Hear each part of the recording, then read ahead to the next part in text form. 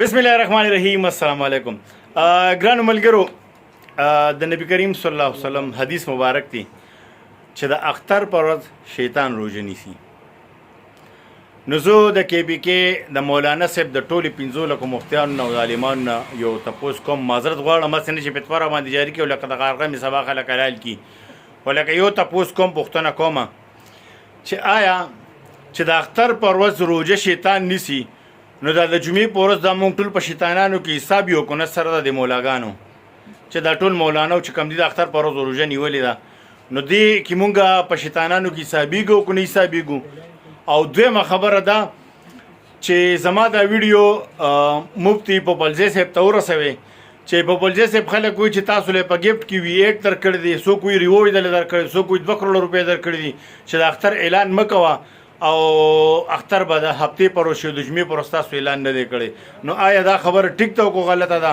او دویمه خبره مې دا ده، ذهن کې مې سوال دی چې اوس په آیا امامان د جماعتونو دا حدیث بیانوي او که به نه بیانوي آینده چې د اختر پر ورځ شیطان روژه نیسي.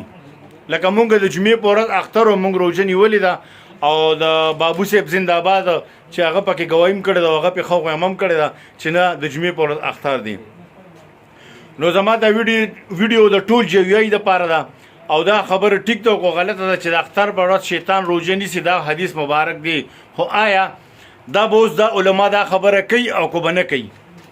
او مولانا صاحب ستا غزوی په وزارت کې شو ماشاءالله، نو اوس اسد محمود صاحب هم دا خبره به وکړي او که به ونه کړي چې د اختر په ورځ خو شیطان روژه نیسي، نو موږ په شیطانانو کې شمار شو که په نه شو؟